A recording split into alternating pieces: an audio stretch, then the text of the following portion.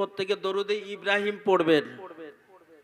এ আল্লাহুম্মা সাল্লি আলা সাইয়্যিদিনা ওয়া শাফিয়ানা হাবিবানা মাওলানা মুহাম্মদ, এগুলো কিছু আলেমের তৈরি করা দরুদ শরীফ। বুঝেছেন? মুফতি সাহেব আজ জিজ্ঞেস করবেন। আর দরুদে ইব্রাহিম যেটা, ওটা হচ্ছে নবী মুহাম্মদ রাসূলুল্লাহ সাল্লাল্লাহু আলাইহি সাল্লামের হাদিস। বুঝতে পেরেছেন? যেটা নামাজে দরুদে ইব্রাহিম পড়া হয়, সেজন্য মহব্বতের সঙ্গে দরুদে ইব্রাহিম পড়ুন। আল্লাহুম্মা সাল্লি আলা মুহাম্মদ ওয়া আলা আলি মুহাম্মদ কামা সাল্লাইতা আলা ইব্রাহিম ওয়া আলা আলি ইব্রাহিম ইন্নাকা হামিদুম মাজিদ। আল্লাহুম্মা বারিক আলা মুহাম্মদ ওয়া আলা আলি মুহাম্মদ কামা বারাকতা আলা ইব্রাহিম ওয়া আলা আলি ইব্রাহিম ইন্নাকা হামিদুম মাজিদ। এটা তো ধর্মীয় সভা, ইসলামিক ধর্মসভা। তো আমার কথা বুঝতে পারছেন? এটা কি ইসলামিক ধর্মসভা? প্রত্যেক জাতির একটা ধর্মীয় নেতা আছে। আপনাদের নেতা আছে? হ্যাঁ, প্রত্যেক জাতির একটা ধর্মীয় নেতা আছে। যেমন শিখ জাতির নেতা নাম জানেন? শিখ জাতির নেতার নাম হচ্ছে গুরু নানক। কি বললাম? আমাদের নেতার নাম হলো কি? নবী মুহাম্মদ রাসূলুল্লাহ সাল্লাল্লাহু আলাইহি সাল্লাম।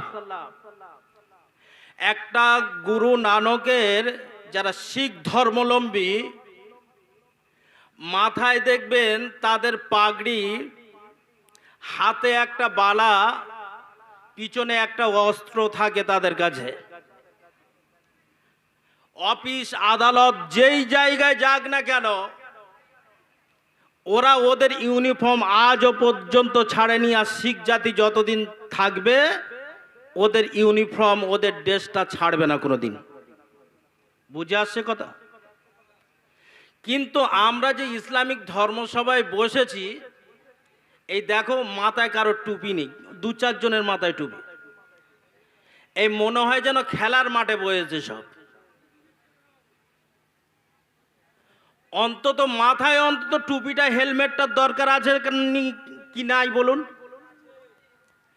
আজকের পুলিশে ধরার ভয়ে যদি বাড়ি থেকে হেলমেট নিয়ে যায়, আর যদি হেলমেট নাও থাকে কারোর কাছ থেকে চেয়ে নিয়ে যায় বাইকওয়ালারা, যে ভাই একটু হেলমেটটা দে, আমি অমুক জায়গায় বাড়িপুর যাব। তা পুলিশের ভয়ে, ভারতীয় সংবিধানের ভয়ে যদি আপনার হেলমেট পরার প্রয়োজন হয়, আর ধর্মীয় সভায় বসেছেন হেলমেট নেই, এরা মার খাবে না তা খাবে কারা বলুন? বলেন। আমি প্রায় জায়গায় জলসাতে বলি, ভাই অন্তত পকেটে টুপি আর অন্তত তসবিটা রাখিস। কোনো জায়গায় যদি দুর্ঘটনায় মরেও যাস তো বিধর্মীরা তোর উলঙ্গ করে চেক করবে না যে এ মুসলমান কিনা, অন্তত দেখি। যদি পকেট থেকে টুপিটা বার হয়ে যায়, তোমার জাত ভাই তোমাকে সম্মানের সাথে নিয়ে কবরস্থ করবে। মুসলমান সেই জিনিসটা আজও পর্যন্ত বুঝতে পারলে না। ইসলামিক ধর্মসভা, মাথায় টুপি নেই। যাই হোক, যারা হেলমেট আনেননি বসে আছেন, অন্তত রুমালটা অন্তত মাথায় দেন। একটা ইসলামিক ধর্মসভা। আর পিছনে যারা আছেন একটু সামনের দিকে এগিয়ে আসুন। যাই হোক, আমি যে কথা বলছিলাম, আমরা যে দরুদ শরীফ পড়লাম, এই দরুদ শরীফ যদি না আমরা জানি, আমাদের জীবনে সমস্যা আছে কি নেই বলুন? সমস্যা আছে। যাই হোক, আমার ভাইয়েরা যারা রাস্তায় ঘোরাঘুরি করছেন, পবিত্র মজলিসের মধ্যে বসে যান।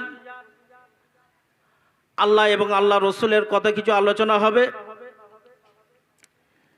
সমস্ত প্রশংসাসী আল্লাহ পাকের জন্য,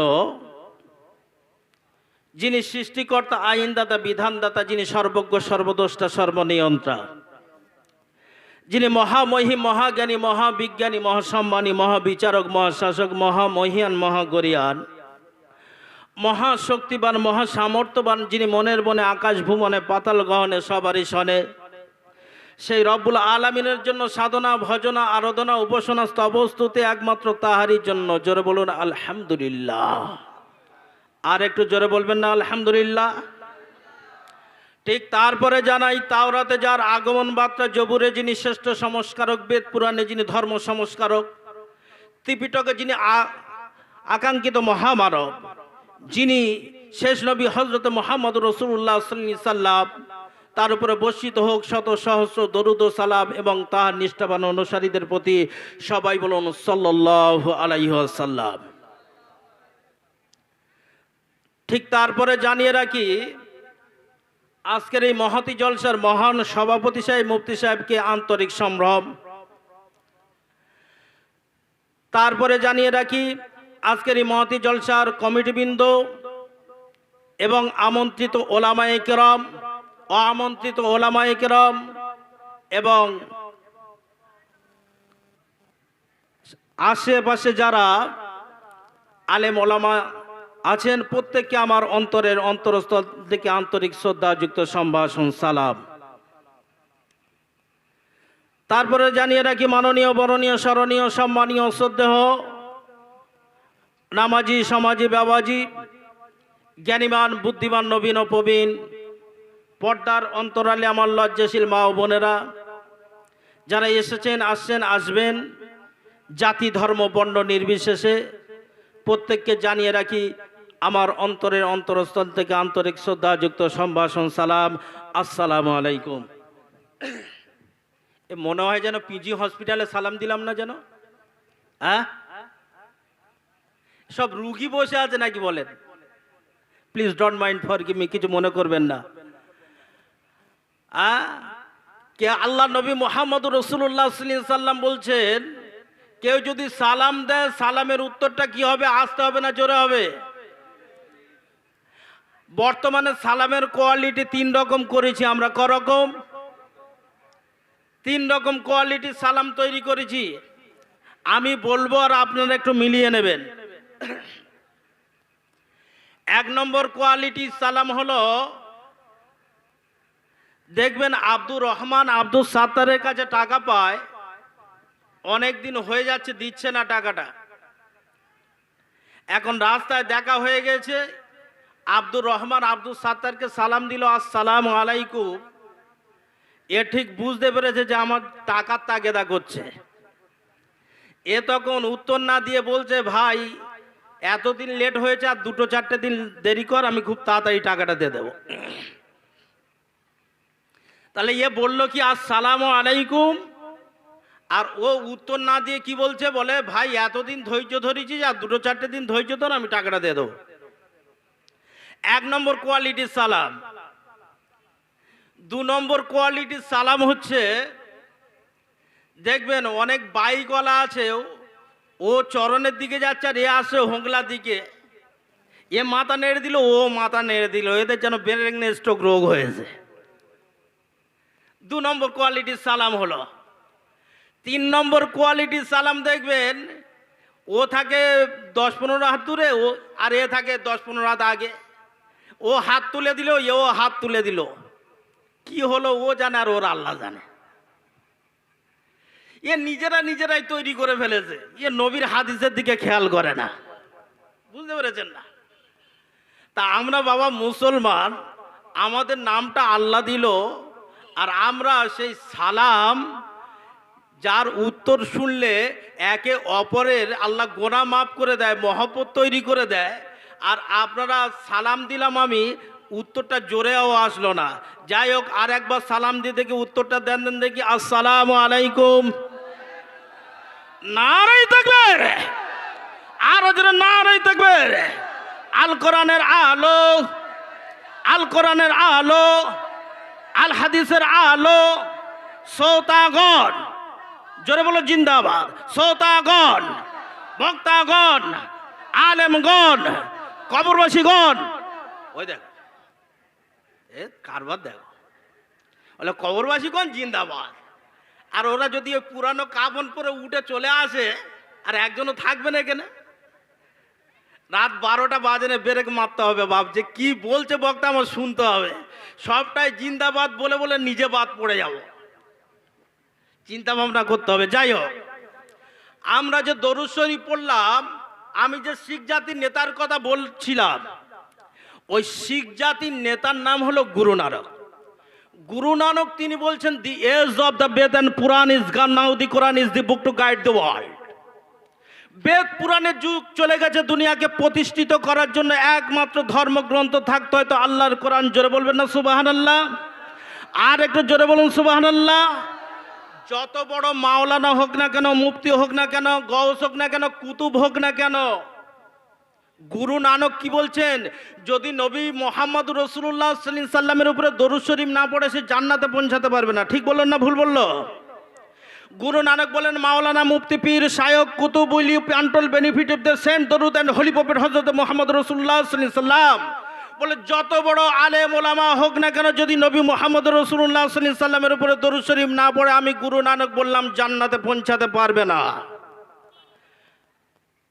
মাইকেল মধুসূদন দত্ত বলেছেন, no one can count himself educated unless he has read only in the Quran, the best gift ever given to mankind। তাকে প্রকৃত শিক্ষিত বলা যাবে না যে নাকি আল্লাহর কোরআন জানে না। ঠিক বললো না ভুল বললো? মানবেন্দ্র রায় বলেছেন, learning from the Muslim Europe became the letter of modern civilization. মুসলিম শিক্ষার প্রভাবে ইউরোপ সভ্যতার মুখ দেখতে পেয়েছে। জোরে বলুন সুবহানাল্লাহ। তাহলে আজকে যে আমরা মুসলমান দরুদ শরীফ পড়লাম, গুরু নানক বললেন দরুদ শরীফ পড়তে হবে। আর আমার আপনার নবী হযরত মুহাম্মদ রাসূলুল্লাহ সাল্লাল্লাহু আলাইহি সাল্লাম তিনি নির্দেশ দিয়ে গেলেন, এবং স্বয়ং আল্লাহও নির্দেশ দিলেন তোমরা দরুদ শরীফ পড়ো। ইন্নাল্লাহা ওয়া মালাইকাতাহু ইউসাল্লুনা আলান নবী। কার উপর দরুদ শরীফ পড়তে বলছে? নবী মুহাম্মদ রাসূলুল্লাহ সাল্লাল্লাহু আলাইহি সাল্লামের উপরে। তা কাজে এদিকে গুরু নানক বললেন, আল্লাহ বললেন, নবী বললেন। যে কথাটার রেফারেন্স অনেকগুলো হয় সেই কথাটা মজবুত হয় কিনা? হয় না? একজন একটা জায়গা কিনেছে, সেই জায়গার যদি চারদিকের যারা থাকে তাদের নামটা যদি দলিলে উল্লেখ করা হয়, দলিলটা মজবুত হয় কি হয় না? যে আমি এই জায়গাটা কিনেছি, আমার পূর্ব পশ্চিম উত্তর দক্ষিণে এরা এরা আছে, তাহলে আপনি জায়গাটা কিনেছেন, আপনার দলিলটা মজবুত হলো কি না? তাহলে আজকের দিনে আমরা যে মুসলমান বলছি, আর আল্লাহ বলছেন হুয়া সাম্মাকুমুল মুসলিমিন, আমি আল্লাহ তোমাদের নাম দিলাম মুসলমান। কে আমাদের নামটা দিল? মুসলমান। আল্লাহ বলছেন আমি তোমাদের নামটা দিলাম মুসলমান। তা আমরা মুসলমান হতে গেলে তার শর্ত কি? ও মাথায় টুপি দিয়েছি, কে আমার বলবে যে মুসলমান না? আর দাড়ি রেখেছি, কে বলবে যে আমি মুসলমান না? আমি তো গরুর গোশ খাই, কে বলবে আমার মুসলমান না? আমার আব্বা তো ছোটবেলায় মুসলমানি করে দিয়েছে, কে বলবে আমি মুসলমান না? আমার আধার কার্ডে নাম আছে মুসলমান, সব কিছুতে আছে, তাহলে কে বলবে? দেখেন, মাথায় টুপি দিলে যদি মুসলমান হওয়া যেত, মিস্টার জওহরলাল নেহরুর মাথায় টুপি ছিল না টাক ছিল? মিস্টার জওহরলাল নেহরুর মাথায় টুপি ছিল, আজও পর্যন্ত কোনো মুসলমান তার সার্টিফিকেট দিতেও পারল না যে মিস্টার জওহরলাল নেহরু একজন মুসলিম। বলতে পারবেন না। আপনার রবীন্দ্রনাথ ঠাকুর, যার গোঁফগুলো ছিল ফারাক্কা বাঁধের মতো, যার দাড়ি ছিল কালিয়াচক থেকে ফারাক্কা পর্যন্ত লম্বা, সারা ওয়ার্ল্ডের কোনো মুসলমান আজও পর্যন্ত সার্টিফিকেট দিয়ে ধন্য করতে পারবে না যে রবীন্দ্রনাথ একজন মুসলমান, যেহেতু তার দাড়ি আছে। America, Japan, German, France, Tokyo, London, সারা পৃথিবী ক্যান্সারের হাত থেকে আত্মরক্ষা করার জন্য খাতনা অর্থাৎ মুসলমানি শুরু করে দিয়েছে। আপনি কি মনে করলেন আপনার নবীর সুন্নত পালন করছে তারা? কি বুঝলেন? আপনি কি ভাবলেন আপনার নবীর সুন্নত পালন করছে তারা? না। ক্যান্সারের হাত থেকে আত্মরক্ষা করব বলে, বাঁচবো বলে তারা মুসলমানি শুরু করে দিয়েছে।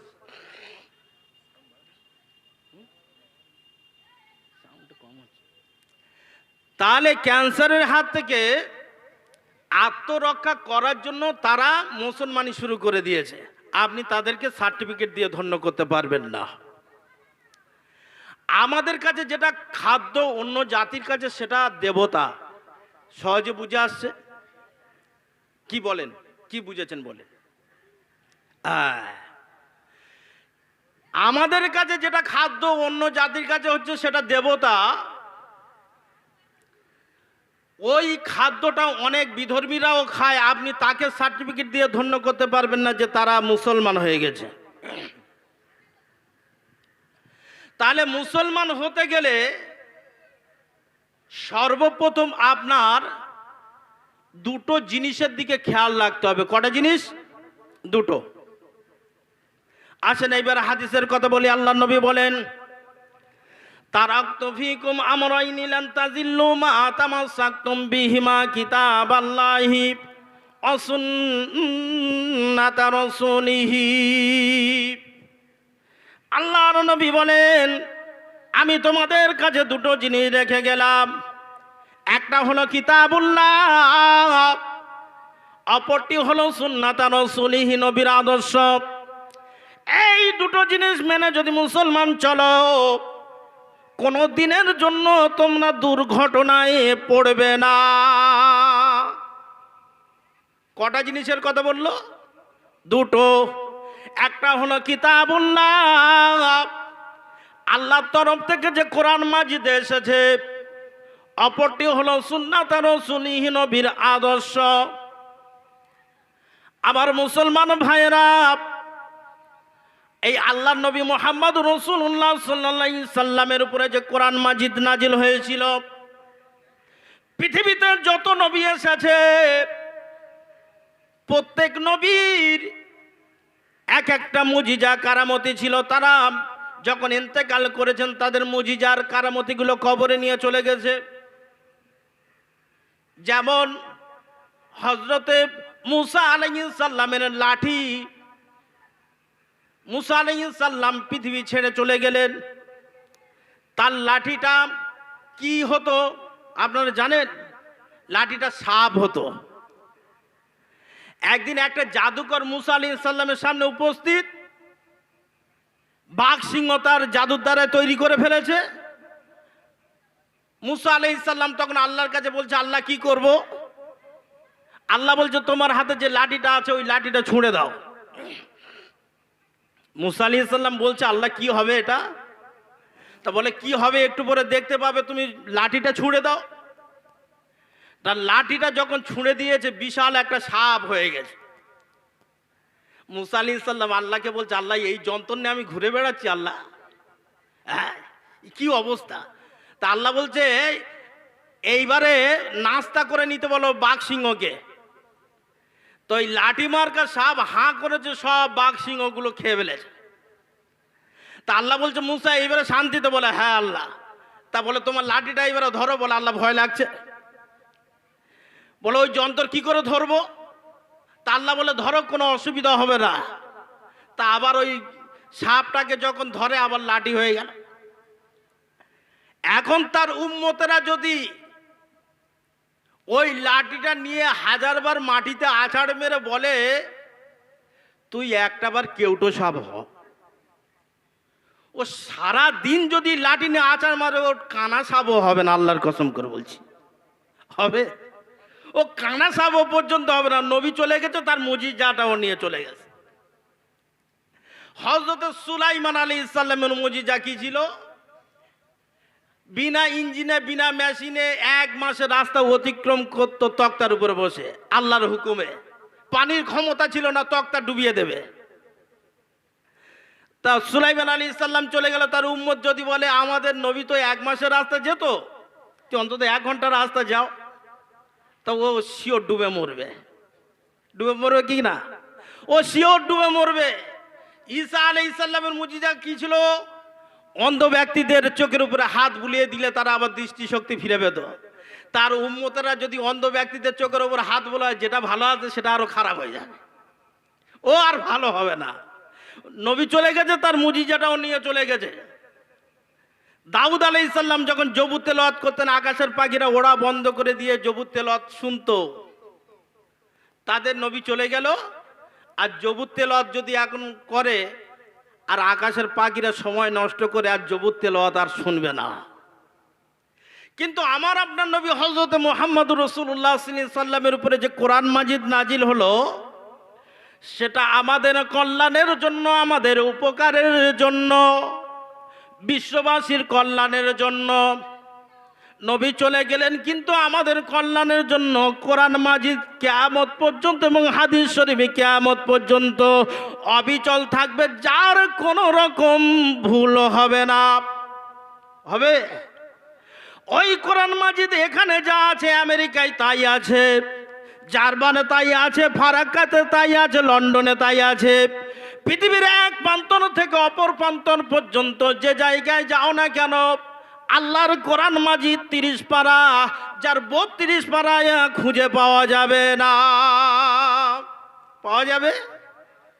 নবী মুহাম্মদ রাসূলুল্লাহ সাল্লাল্লাহু আলাইহি ওয়াসাল্লামের উপরে যে হাদিস, নবী মুহাম্মদ রাসূলুল্লাহ সাল্লাল্লাহু আলাইহি ওয়াসাল্লাম যা কথা বলে গিয়েছেন, ওই সাত হাদিস সারা ওয়ার্ল্ডের জমিনে চলছে, যার একটাও পর্যন্ত হাদিস ওলট পালট কারোর ক্ষমতা নাই। এই দিকে তাকিয়ে ইসলাম ধর্ম শান্তির ধর্ম।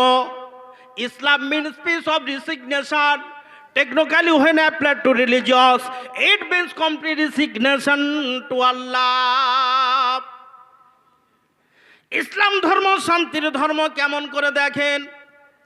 উত্তর ভারতে একটা মন্দির আছে, মন্দিরটার নাম হলো দুবাসের মন্দির।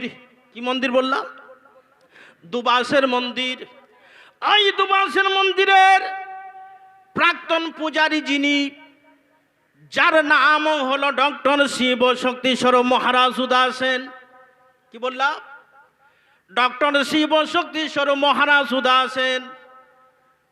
উত্তর ভারতের যে মন্দিরটা আছে, মন্দিরটার নাম হলো দুবাসের মন্দির। 350 বিঘে সম্পত্তির উপরে মন্দিরটা। ওই 350 বিঘে সম্পত্তির উপরে যে মন্দির, ওই মন্দিরের প্রাক্তন পূজারী হলো ডক্টর শিব শক্তিশ্বর মহারাজ উদাসেন, যিনি MA PhD করেছেন, যিনি শিক্ষিত হওয়ার জন্য কলকাতায় এবং দিল্লির মতো পার্লামেন্টের মতো জায়গায় আপনার বড় বড় লাইব্রেরির সদস্য পদ গ্রহণ করেছিলেন। ওই লাইব্রেরি থেকে বইপত্র সংগ্রহ করে তিনি পৃষ্ঠা আলগা করে দেখেছেন, যে বেদ পড়েছেন, বাইবেল পড়েছেন, রামায়ণ পড়েছেন, ভাগবত পুরাণ পড়েছেন, বিষ্ণু পুরাণ পড়েছেন, ওল্ড টেস্টামেন্ট পড়েছেন, নিউ টেস্টামেন্ট পড়েছেন, গ্রন্থ সাহেব পড়েছেন, অঙ্গ উপাঙ্গ পড়েছেন। সমস্ত ধর্মগ্রন্থগুলো পৃষ্ঠা আলগা করে দেখেছেন। বিশ্বনবী হযরত মুহাম্মদ রাসূলুল্লাহ সাল্লাল্লাহু আলাইহি ওয়াসাল্লামের নাম উত্তর ভারতে মথুরা জেলার বৃন্দাবন গ্রামের ওই দুবাসের মন্দিরের প্রাক্তন পূজারী ডক্টর শিব শক্তিশ্বর মহারাজ উদাসেন চোখের পানি ফেলতে ফেলতে বলছেন, আহারে, এমন একটা মহামানব যার বেদের মধ্যে রয়েছে যার নাম, বাইবেলের মধ্যে যার নাম রয়েছে, রামায়ণের মধ্যে যার নাম রয়েছে, ভাগবত পুরাণের মধ্যে যার নাম রয়েছে, ওল্ড টেস্টামেন্টের মধ্যে যার নাম রয়েছে, নিউ টেস্টামেন্টের মধ্যে তার নাম রয়েছে, ওল্ড টেস্টামেন্টের মধ্যে তার নাম রয়েছে, গ্রন্থ সাহেবের মধ্যে তার নাম রয়েছে, অঙ্গ পাঙ্গের মধ্যে তার নাম রয়েছে। আহা, ওই নবী মুহাম্মদ রাসূলুল্লাহ সাল্লাল্লাহু আলাইহি ওয়াসাল্লামকে কোথায় খুঁজে পাবো? মাওলানা সাহেবের কাছে এসে বলছে, হুজুর, এমন একটা মহামানবের নাম বলুন যে মহামানবের নাম জপ করলে আমি স্বর্গে যেতে পারবো। মাওলানা সাহেব বলেন, পৃথিবীর বুকে 1 নম্বর মহামানব থাকতে হয়তো নবী মুহাম্মদ রাসূলুল্লাহ সাল্লাল্লাহু আলাইহি ওয়াসাল্লাম রয়েছে। তার নামটা তুমি জপ করতে পারলে, পড়তে পারলে জান্নাতে যেতে পারবে, স্বর্গে যেতে পারবে। দুবাসের মন্দিরের প্রাক্তন পূজারী ডক্টর শিব শক্তিশ্বর মহারাজ উদাসেন মাওলানা সাহেবের কাছে বলছে, আমার জীবনের বড় আশা একটাবার আল্লাহর কোরআন মাজিদটা তেলাওয়াত করব। মাওলানা সাহেব বলে, না না না, a revelation from him who created the earth and heaven on high. বাল হুয়া কুরআনুম মাজিদুন ফি লাওহিম Mahfuz. A revelation from him who created the earth and heaven on high। বললো এই কোরআন মাজিদ পৃথিবী আসার আগে লাউহে মাহফুজের মধ্যে ছিল। এই কোরআন শরীফে স্পর্শ করতে গেলে তোমার প্রথমে ইসলাম ধর্মের মূল মন্ত্রখানা পড়তে হবে। কি পড়তে হবে? ইসলাম ধর্মের মূল মন্ত্র পড়তে হবে, লা ইলাহা ইল্লাল্লাহু মুহাম্মাদুর রাসূলুল্লাহ সাল্লাল্লাহু আলাইহি ওয়াসাল্লাম তোমাকে প্রথমে পড়তে হবে। বলে পড়লাম, এইবারে কি করব? এইবারে ভালো করে ওযু করো। ওযু করলেন, ওযু করে এইবারে বলছে মৌলানা সাহেব একটা কথা বলবো। বলে বলুন। বলে আপনি যে কলমাটা পড়ালেন না, এ শুনে আমার হাসি পেল। তা বলে আপনার হাসি পেয়েছে? বলে কেন? বলছে হুজুর এই কলমাটা যখন আপনি পড়ালেন, এই কলমা শরীফটা অনেক দিন আগে আমি বেদের মধ্যে পড়েছি। জোরে বলুন সুবহানাল্লাহ। আর একটু জোরে বলবেন না সুবহানাল্লাহ? নারায়ে তাকবীর। বেদের মধ্যে পড়েছে কি? কলমা। বলে আপনি সেই একই মন্ত্র আমাকে বললেন? বলছে বেদের মধ্যে পড়েছি। বেদের কত পৃষ্ঠা? বেদের 193 পৃষ্ঠা 7 নম্বর শ্লোকের নিচের দিকে আছে, লা ইলাহা হরতি পাপমিল্লা ইলাহা পরমপদম জন্ম বৈকুণ্ঠ পরপিনতীত জপিনাম মুহাম্মাদম ওং নমস্তুতে সর্বভূতে সর্বোত্তম ওং নমস্তুতে নমস্তুতে অং মহিদে বর্ষ সবিত পরিশ্রুতি বসুদায় মনায় সুস্মরায় অমর মহাদেব পমি ভায় সম্রাট নভবতীন্দ্রতি প্রজাপতি অয় নতি প্রজা ইনা ওং নমস্তুতে সর্বভূতে সর্বোত্তম ওং নমস্তুতে নমস্তুতে অং বাসাংশ জিরনানি যত বিহানবরে গহন্নতি নরপরাণি অগ্নানি সংজাতি নবানি দেহি ওং নমস্তুতে সর্বভূতে সর্বোত্তম ওং নমস্তুতে নমস্তুতে ওং। এইবারে বলবেন এতক্ষণ মাওলানা সাহেব ওয়াজ করছিল, এইবারে করতে বাউন তুলে দেন রে বাবা। বেদের মধ্যে আছে লা ইলাহা হরতি পাপ আমি ইল্লা ইলাহা পরমপদম জন্ম বৈকুণ্ঠ পরপিনতীত জপিনাম মুহাম্মাদম ওং নমস্তুতে সর্বভূত সর্বোত্তম ওং নমস্তুতে নমস্তুতে অং। বেদের মধ্যে বলা হলো লা ইলাহা হরতি পাপ, আল্লাহ ছাড়া কোনো মাবুদ নেই। নবী মুহাম্মদুর রাসূলুল্লাহ সাল্লাল্লাহু আলাইহি ওয়াসাল্লাম আল্লাহ পাকের প্রিয়তর রাসূল। যদি স্বর্গে ভালোভাবে বাস করতে চাও, কোথায়? স্বর্গ। হিন্দু ভাইরা কি বলে? স্বর্গ। বলে স্বর্গেতে যদি ভালোবাসবে বাস করতে চাও। আর ইংলিশ থেকে কি বলা হয়? হেভেন্স। হেভেন্স মানে হলো জান্নাত। আর হিন্দু ভাইয়েরা বললো স্বর্গ, আর মুসলমানেরা বলে জান্নাত। বললো যদি স্বর্গে ভালোভাবে বাস করতে চাও, জান্নাতে যদি ভালোভাবে বাস করতে চাও, তাহলে কার নামটা বেশি বেশি করে পড়বে? জপি নাম মুহাম্মাদম, অর্থাৎ নবী মুহাম্মাদুর রাসূলুল্লাহ সাল্লাল্লাহু আলাইহি ওয়াসাল্লামের নামটা বেশি বেশি করে পড়ো। জোরে বলুন সুবহানাল্লাহ। কার নামটা বেশি বেশি করে পড়তে বললো? এইবারে আসুন, উত্তর নারায়ণ বেদের মধ্যে বলছে এত মিন্নন্তর মেল চাচার্জন সমন্বিত নিবসে যাব মহাবেদ মরুস্থল নিবাসীনম গঙ্গা শলিজ মহাবেদ নমস্তুতে সর্বভূতে সর্বতং ওং নমস্তুতে নমস্তুতে। ওর মধ্যে বলা হলো যার প্রথম কর্ম, কি বললো? যার প্রথম কর্ম লাস্ট করো দ, তার কথাটা তোমরা ভালো করে মানিও। এখানে যদি কোনো শিক্ষিত মানুষ থাকে, সে বলতে পারে ম থেকে মাইকেল আর দ থেকে মধুসূদন দত্ত, তার কথা মানতে বলে যে না না না, মধুসূদন দত্তের বাড়ি ছিল মরুভূমিতে নয়। এত এত মিন্নন্তর মেলছে আচা যেন সমন্বিতই নিবসিত মহাবেদ মরুস্থলা নিবাসীনাম।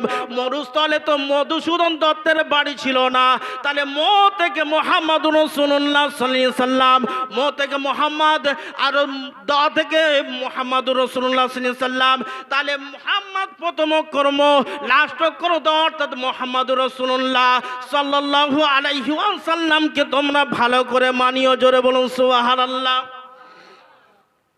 এইবার আসেন ডক্টর শিব শক্তিশ্বর মহারাজ উদাসেন কলমা শরীফ পড়ে নিল, মুসলমানদের শ্রেষ্ঠ গ্রন্থ আল কোরআনুল মাজিদ পড়ল। ওই কোরআনুল মাজিদটা মাওলানা সাহেব পড়াচ্ছেন, মাওলানা সাহেব বলছে পড়ো বিসমিল্লাহির রহমানির রহিম। শিক্ষিত মানুষ এইবারে বলছে হুজুর এর মানেটা বলো। বলে এর মানে হলো in the name of Allah most gracious most merciful. শুরু করছি সেই আল্লাহর নামে যিনি পরম করুণাময় দয়ালু। বলে তারপরে পড়ো, তারপরে পড়ছে আলহামদুলিল্লাহি রাব্বিল আলামিন। বলছে এর মানে কে? বলছে এর মানে হলো praise be to Allah, the cherisher and sustainer of the world, most gracious, most merciful, master of the day of judgment. সমস্ত প্রশংসা সেই আল্লাহ পাকের জন্য যিনি বিচার দিবসের মালিক। বলে তারপরে পড়ো, তারপরে পড়ছে বিসমিল্লাহির রহমানির রহিম আলিফ লাম মিম। বলছে হুজুর এর মানে কি? বলে আলিফ লাম মিম তাসিন হামিম ইয়াসিন আলিফ লাম রা ইত্যাদি যত সংকেত আল্লাহ তাআলা কোরআন মাজিদের মধ্যে দিয়েছেন, একমাত্র এর মানে আল্লাহ ছাড়া পৃথিবীর কোনো মানুষ জানে না। বলে তারপরে পড়ো, তারপরে পড়ছেন যালিকাল কিতাবু লা রাইবা ফীহি। বলল ইয়া সেই কিতাব যার মধ্যে কোনো সন্দেহ নাই। দুবাসের মন্দিরের প্রাক্তন পূজারী বলেন আমি ইসলাম নাম নিয়ে মুসলমান হলাম, আমার নাম হলো ইসলামুল হক, আমি মুসলমানও হলাম, কিন্তু আমি এতগুলো ধর্মগ্রন্থ যে পড়েছি, বেদ পড়লাম, বাইবেল পড়লাম, রামায়ণ পড়লাম, ভাগবত পুরাণ পড়লাম, বিষ্ণু পুরাণ পড়লাম, ওল্ড টেস্টমেন্ট পড়লাম, নিউ টেস্টমেন্ট পড়লাম, গ্রন্থ সাহেব পড়লাম, অঙ্গ উপাঙ্গ পড়লাম, সমস্ত ধর্মগ্রন্থগুলো পড়লাম, কিন্তু এই রকম গ্যারান্টিযুক্ত কথা কোনো জায়গায় দেওয়া নেই। দেখবেন লেখক বই লেখে, লেখার ফার্স্ট হোক আর লাস্ট হোক অন্তত অপরাধ স্বীকার করে, ফোন নাম্বারটা দিয়ে দেয়, দিয়ে বলে আমার এই বইটা লেখার মধ্যে যদি কোনো জায়গা ভুল থেকে থাকে আমরা এই ফোন নাম্বারটা দিয়ে দিলাম, অন্তত আমাদেরকে জানাবেন, আমরা পরে যখন ছাপাবো সংশোধন করে নেব। কিন্তু আল্লাহর কোরআন মাজিদের উপরে যে স্ট্যাম্প দেওয়া আছে যালিকাল কিতাবু লা রাইবা ফীহি, ইহা সেই কিতাব যার মধ্যে কোনো সন্দেহ নাই। ডক্টর শিব শক্তিশ্বর মহারাজ উদাসেন বলেন আহা এমন একটা ধর্মগ্রন্থ খুঁজে পেলাম না গো। আজকের ইসলাম ধর্মের মধ্যে এসে যে ধর্ম গ্রন্থটা দেখতে পেলাম কোরআনুল মাজিদ, যার উপরে এইরকম গ্যারান্টিযুক্ত স্ট্যাম্প দেওয়া আছে যালিকাল কিতাবু লা রাইবা ফীহি, ইহা সেই কিতাব যার মধ্যে কোনো সন্দেহ নাই। আজও পর্যন্ত পৃথিবীর জমিনে কারোর ক্ষমতা হয়নি কোরআন মাজিদের একটা যে জবর পর্যন্ত ভুল লিখবে, ক্ষমতা আছে। আর যদি ভুল কোনো জায়গায় মিস্টেক হয়ে যায় কিংবা মিস্টেক করে দেয়, ধরার মতো লোক আছে কি নেই? সারা ওয়ার্ল্ডের বুকে বেদের হাফেজ খুঁজে পাবেন না, রামায়ণের হাফেজ খুঁজে পাবেন না, ভাগবত পুরাণের হাফেজ খুঁজে পাবেন না, ওল্ড টেস্টমেন্টের হাফেজ খুঁজে পাবেন না, নিউ টেস্টমেন্টের হাফেজ খুঁজে পাবেন না, অঙ্গ উপঙ্গের হাফেজ খুঁজে পাবেন না, কোনো ধর্মীয় কেতাবের হাফেজ খুঁজে পাবেন না। পাবেন? যদি বলা হয় যে তোমাদের ওই সমস্ত ধর্মগ্রন্থগুলো নিয়ে এই ডায়মন্ড হারবার নদীতে কিংবা ক্যানিং নদীতে উৎসর্গ করে দাও, আর মুসলমানদের কোরআন মাজিদটা নিয়ে নদীতে উৎসর্গ করে দেওয়া হবে, এমন পরিস্থিতিতে কোনো ধর্মীয় গ্রন্থ নাই পৃথিবীতে। চিৎকার দিয়ে যদি বলা হয় কে কার ধর্মগ্রন্থটা আগের মতো করে তৈরি করতে পারবে? হিন্দু, জৈন, খ্রিস্টান, ইহুদি সবাই চুপ করে থাকবে। একমাত্র মুসলমানের বাচ্চা বলবে আল্লাহর কসম করে বলছি 6টা ঘন্টা সময় দাও, কোরআন মাজিদ তৈরি করে দেবো যার একটা জেদ জবরও পর্যন্ত ভুল যাবে না। জোরে বলুন সুবহানাল্লাহ। আল্লাহ পবিত্র কোরআন মাজিদটা এমন একটা কম্পিউটার মেমোরির মতো করে দিয়েছে, হাফেজদের অন্তরে আল্লাহ লোড করে দিয়েছে, আগুনে পুড়বে না, পানিতেও ভিজবে না। পৃথিবীতে কোন সরকার যদি এই রকম আসে, বন্দুকের ভয় দেখায়, রাইফেলের ভয় দেখায়, বোমের ভয় দেখায়, দেখে মুসলমানদের কাছ থেকে কোরআন মাজিদটা নিয়ে নিতে পারে, ছাপাখানা বন্ধ করে দিতে পারে, মাদ্রাসা থেকে কোরআনগুলো নিয়ে চলে যেতে পারে, আল্লাহর কসম করে বললাম মুসলমানের অন্তর থেকে কিয়ামত পর্যন্ত কোনো দিনের জন্য কোরআনগুলো বার করতে পারবে না। জোরে বলবেন না সুবহানাল্লাহ। এই কোরআন মাজিদ বার করতে পারবে? সারা ওয়ার্ল্ডে লক্ষ লক্ষ হাফেজ আল্লাহ তৈরি করে দিয়েছে। 6666 আয়াত, 114টা সূরা, 30 পারা কোরআন মাজিদ হাফেজদের অন্তরে আল্লাহ লোড করে দিয়েছে। দেখেননি তারাবির টাইমে খতম তারাবি যে হয়, হাফেজ সাহেবরা পড়ে যেন মনে হয় যেন সামনে কম্পিউটারে লেখা উঠছে, যেন দেখে দেখে পড়ছে। আল্লাহ কত সুন্দর সংরক্ষিত করে দিয়েছে অন্তরের মধ্যে। পৃথিবীর মানুষ যদি কোরআন মাজিদটা নিয়ে চলে যায়, এ মুসলমানের অন্তর থেকে নিতে পারবে না। তাই ডক্টর শিব শক্তিশ্বর মহারাজ উদাসেন, যিনি এমএ পিএইচডি করেছেন, তিনি তো আমার আপনার মতো অল্প শিক্ষিত মানুষ নয়। তিনি বলছেন সমস্ত ধর্মগ্রন্থগুলো দেখলাম, যার মধ্যে এইরকম গ্যারান্টি যুক্ত কথা দেওয়া নেই, ইহা সেই কিতাব যার মধ্যে কোনো সন্দেহ নাই। মাওলানা সাহেবকে বলে, হুজুর আপনি যে ইসলাম ধর্মের মূল মন্ত্র খানা পড়ালেন, লা ইলাহা ইল্লাল্লাহু মুহাম্মাদুর রাসূলুল্লাহ সাল্লাল্লাহু আলাইহি ওয়াসাল্লাম, এটা তো আমি বহুদিন আগে ত্রিসন্ধ্যা গায়ত্রী করতাম, 3টে টাইমে যে জব করতাম, 3টে টাইমে আল্লাহর কোরআন মাজিদে যে নবী মুহাম্মদুর রাসূলুল্লাহ সাল্লাল্লাহু আলাইহি সাল্লামের কথা উল্লেখ আছে, ওই নবী মুহাম্মদুর রাসূলুল্লাহ সাল্লাল্লাহু আলাইহি সাল্লামের নামে 3টে সময় আমি জব করতাম। মাওলানা সাহেব বলেন, আজকের দিনে তুমি ইসলাম ধর্ম কেন গ্রহণ করলে বলো? মাওলানা সাহেবকে বলছে, শোনো, খ্রিস্টানরা টাকার লোভ দেখিয়েছে,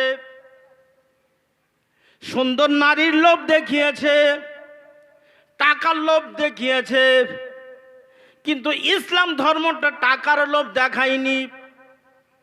এরা একমাত্র নবী মুহাম্মদুর রাসূলুল্লাহ সাল্লাল্লাহু আলাইহি সাল্লামের মহব্বতে মুসলমান হয় কিনা?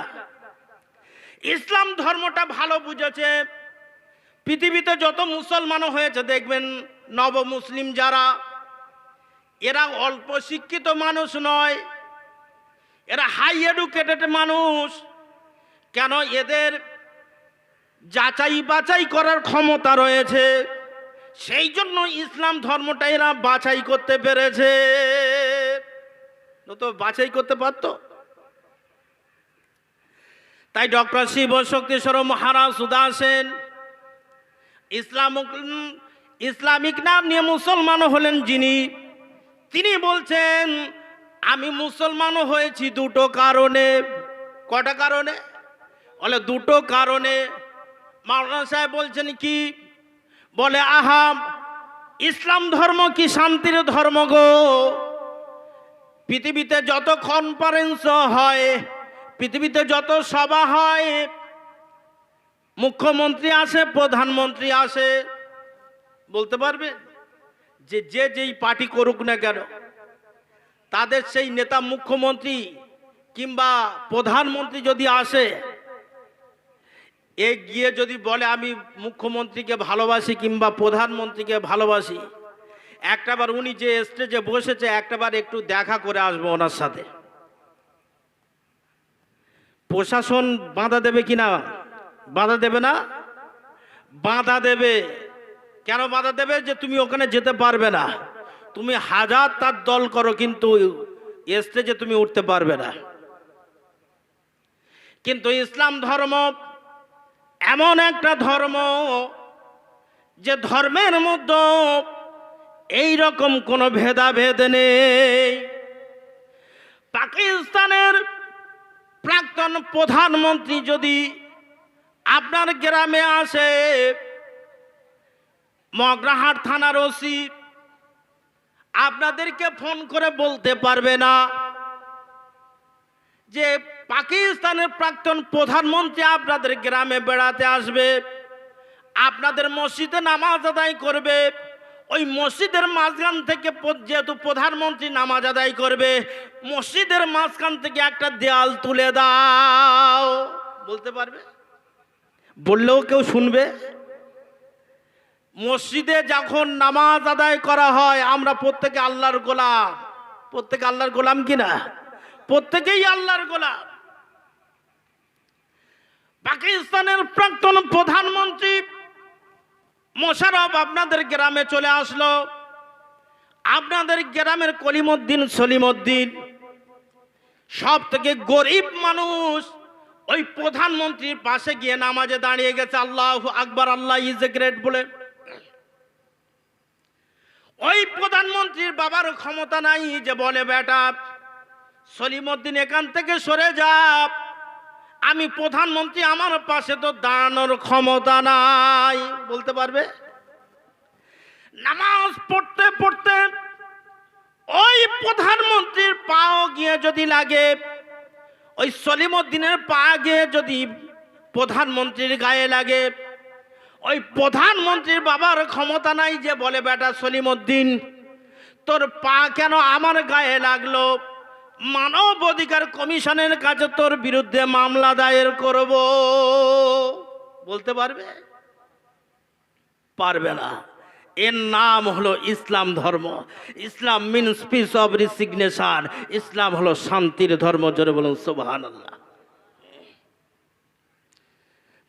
এইবারে ডক্টর শিবশক্তি স্বরূপ মহারাজ উদাসীন বলছেন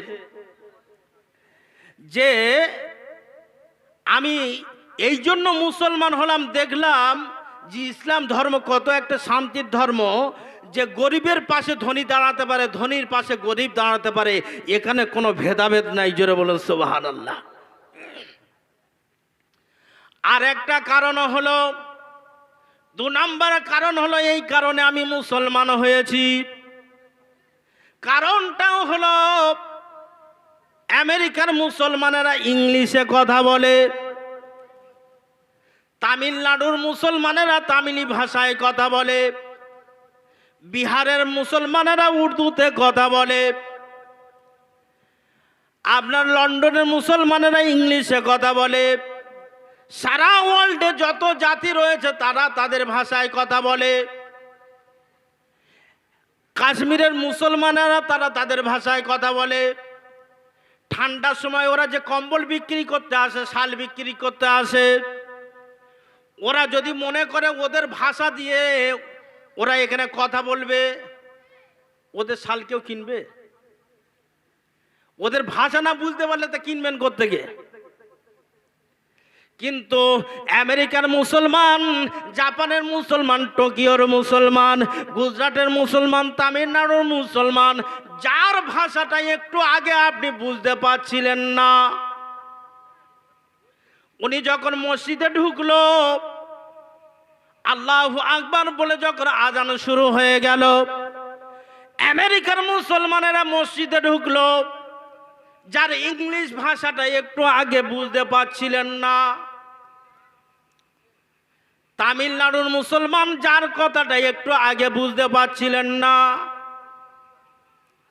বিহারের মুসলমান যার কথাটা একটু আগে বুঝতে পারছিলেন না, ওই মুসলমান আপনার পাশে দাঁড়িয়ে গেছে আল্লাহু আকবার। আর আপনাদের পাড়ার মুসলমানেরা তারাও আল্লাহু আকবার বলে দাঁড়িয়ে গেছে। প্রত্যেকের মাতৃভাষা ভুলে গিয়ে আল্লাহর কোরআনের ভাষা প্রত্যেকে ধরে জোরে বলুন সুবহানাল্লাহ। প্রত্যেকের মাতৃভাষাটা ভুলে যায়নি। আমেরিকার মুসলমান যদি বলে praise be to Allah, the cherisher and sustainer of the world, most gracious, most merciful, master of the day of judgment বলে যদি নামাজ আদায় করে, তার নামাজ হবে?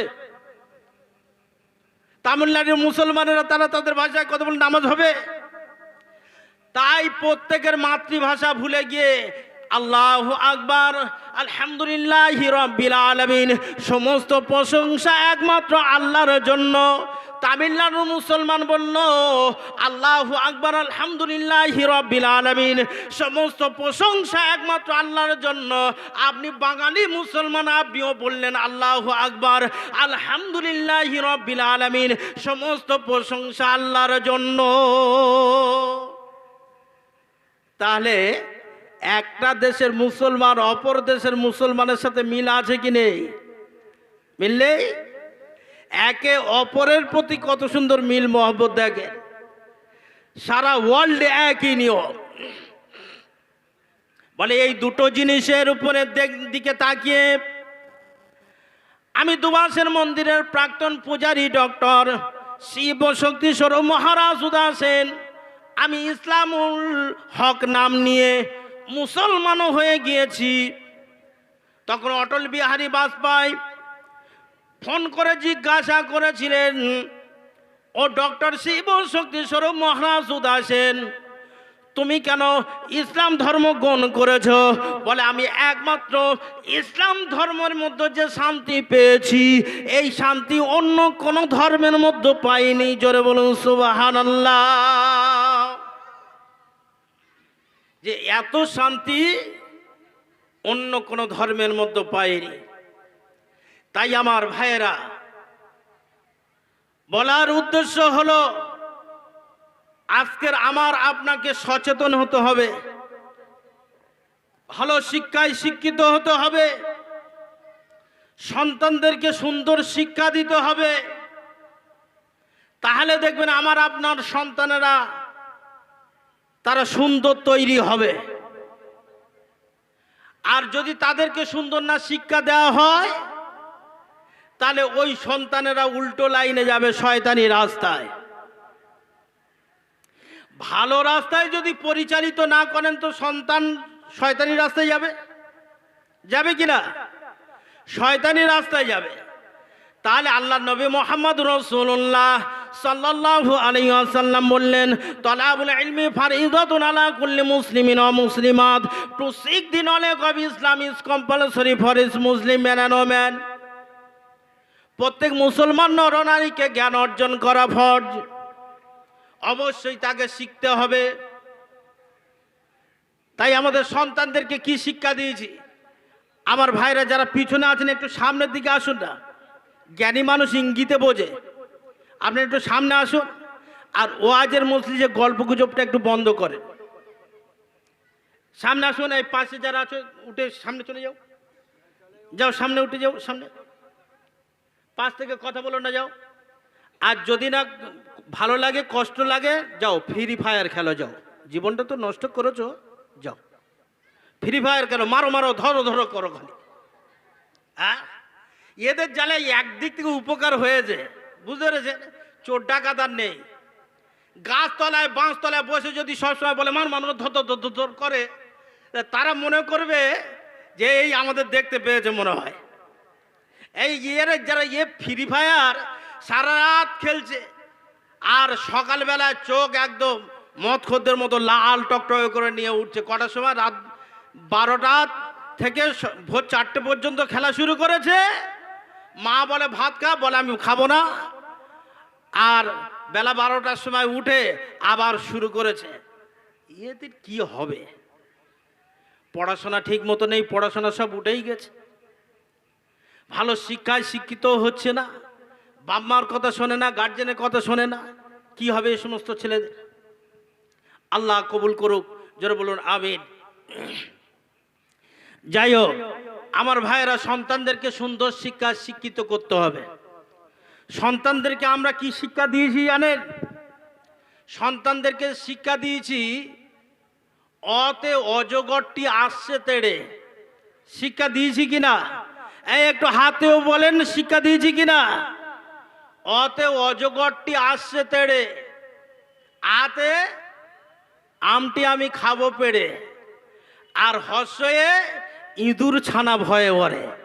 মুসলমান 750 বছর রাজত্ব করলো, যার সিংহাসনটা এখনো পর্যন্ত গরম। মুসলমান অ্যাসেনিক তৈরি করলো, অ্যান্টিমনি তৈরি করলো, nitric acid, silver nitrate, hydrochloric acid, mercuric oxide, liver of sulphur, vitriol, alarm, alkali, সব কিছু মুসলমান তৈরি করলো। আগ্রার তাজমহল একটা দ্বিতীয় তৈরি করে কার হিকমত আছে একটা দেখা দেখি। এই পুলিশদের কাছে যে রাইফেল বন্দুকগুলো থাকে তোমার জাত ভাই তৈরি করেছে, তুমি ওর দিকে ফেল করে তাকিয়ে আছো কি?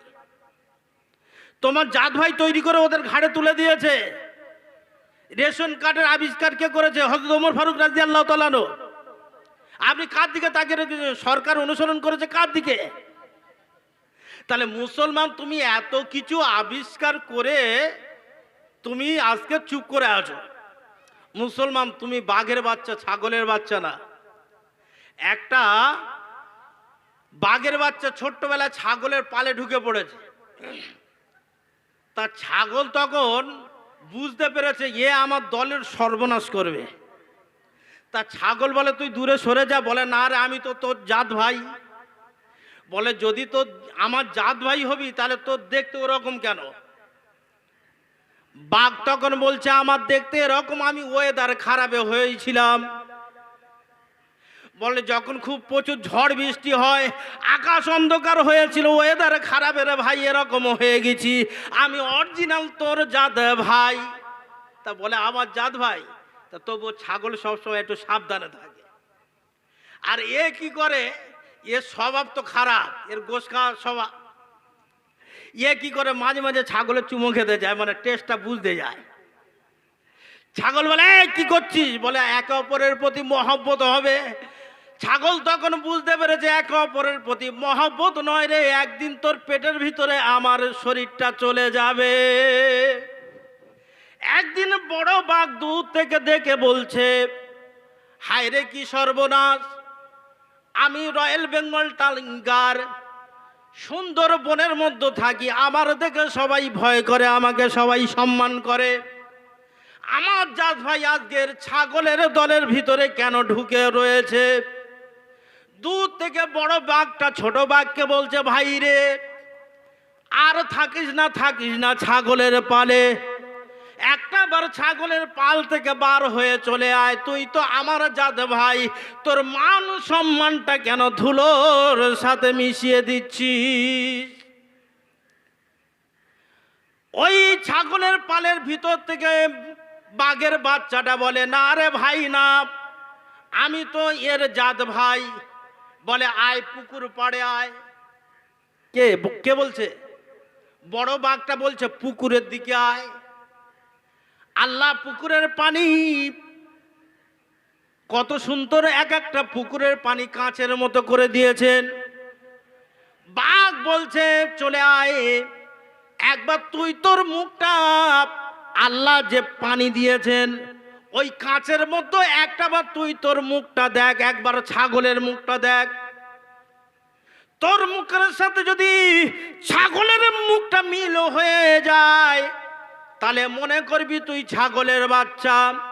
আর তোর মুখটা দেখে একবার আমার মুখের দিকে তাকাবি, যদি আমার মুখের সাথে তোর মুখ মিল হয়ে যায়, আমার মুখের সাথে তোর যদি দেহ মিল হয়ে যায়, আমার দেহের সাথে তোর যদি দেহ মিল হয়ে যায়, আমার শরীরের সাথে যদি তোর শরীরটা মিল হয়ে যায়, তাহলে মনে করবি তুই ছাগলের বাচ্চা না, ছাগলের বাচ্চা না, তুই আমার জাত ভাই, তুই ফিরে আয়। পুকুর ধারে গিয়ে একবার পুকুরের পানির দিকে তাকিয়ে দেখছে, ছাগলের মুখের দিকে একটা বার তাকিয়ে দেখছে, একটা বার বাঘের মুখের দিকে তাকিয়ে দেখে বলছে, ভাই রে, এতদিন যাকে নিজের জাত ভাই মনে করেছিলাম ও তো আমার জাত ভাই নয়, তুমি তো আমার জাত ভাই। বলে তাহলে কি করতে হবে এখন? বলে ওর দল থেকে ফিরে আয়, আর যাকে বন্ধু রূপে গ্রহণ করেছিলি ওকে ঠ্যাং ধরে নিয়ে আয়, দুজন মিলে খাই। ও মুসলমান, আজকের আমাদের অবস্থাটা ঠিক তদ্রূপ হয়েছে। মুসলমান অনেক কিছু আবিষ্কার করলে, আজকে তুমি যদি লুঙ্গিটা না তৈরি করতে, আজকের উলঙ্গ জাতি হয়ে সমাজের মানুষ ঘুরে বেড়াতো। পাঞ্জাবিটা তুমি তৈরি করা শেখালে, যে চশমাটা পরে আছো ওটা তো তুমি আবিষ্কার করলে। ও মুসলমান, আজকের তুমি কেন পিছিয়ে? আর এর শিক্ষা দিচ্ছে কি? হস্য ইঁদুর ছানা ভয়ে মরে। মুসলমানের দেখে ইঁদুর ছানা ভয় করবে, এ অন্য কোনো কিছু ভয় করবে না। সন্তানদেরকে শেখানো হচ্ছে কিরকম ভুল। দেখেন, আল্লাহ রাব্বুল আলামিন বলেন, আল্লাহ নবী বলেন, সন্তান যখন কথা বলতে শিখবে তাকে প্রথমে আল্লাহর সাথে সম্পর্ক স্থাপন করে দেবে। লোকমান আলাইহিস সালাম সন্তান হওয়ার পরে সন্তান যখন কথা বলতে শিখেছে, ওই সন্তানকে বলেছেন, লা তুশরিক বিল্লাহ, বাবা আল্লাহর সাথে শরীক করিস না, শরীক করিস না, শরীক করিস না। আল্লাহর সাথে প্রথম সন্তানের সম্পর্ক করে দিল। আমরা কি করি? সন্তান হলে কারোর যদি প্রথমে মেয়ে হয়, বলবে হ্যাঁ এটা চেয়েছিলাম আমি। কি বলবে? তার বাপ কি বলবে? এটা আমি চেয়েছিলাম। তারপরে যদি একটা মেয়ে হয়, তখন ওর মুখটা বাংলা 5 আর ইংরাজি 7 হবে কিনা? তারপরেও যদি মেয়ে হয়, কেউ যদি বলে যে ভাই মিষ্টি দিলি না কেন, ও বলবে মিষ্টি দোকান বন্ধ। 1 নম্বর, 2 নম্বর, 3 নম্বর, এই করে যদি 4-5 নম্বর পর্যন্ত মেয়ে হয়, ও আবার দ্বিতীয় বিয়ে করার ধান্দা মারবে, বলবে এ ভালো নয়। কিন্তু ছেলে দেওয়ার মালিককে, জোরে বলেন, মেয়ে দেওয়ার মালিককে। আল্লাহ নবী মুহাম্মদ রাসূলুল্লাহ সাল্লাল্লাহু আলাইহি সাল্লাম বলেন, কারোর যদি প্রথমে মেয়ে হয়, আর দ্বিতীয় যদি মেয়ে হয়, তৃতীয় যদি মেয়ে হয়, চতুর্থ যদি মেয়ে হয়, আর তার উপরে যদি মেয়ের বাপ খুশি থাকে, আল্লাহ নবী মুহাম্মদ রাসূলুল্লাহ সাল্লাল্লাহু আলাইহি সাল্লাম বলেন, যদি ওই মেয়ের বাপ ওই কন্যা সন্তানদেরকে ভালো করে লালন পালন করে পর্দার সাথে রেখে যদি বিয়ে দিতে পারে, আমি বিশ্বনবী হযরত মুহাম্মদ রাসূলুল্লাহ সাল্লাল্লাহু আলাইহি সাল্লাম বললাম, আমি আর ওই মেয়ের বাপ দুজন পাশাপাশি থাকবো। জোরে বলবেন না সুবহানাল্লাহ। আল্লাহ নবী দুটো আমল তুলে দেখিয়ে দিয়েছিলেন, যে এই দুটো আমল মানে একটা মেয়ের বাপ আর একটা আমি নবী মুহাম্মদ রাসূলুল্লাহ সাল্লাল্লাহু আলাইহি সাল্লাম দুজন পাশাপাশি থাকবো। তা মেয়ে ছেলেদেরকে প্রথমে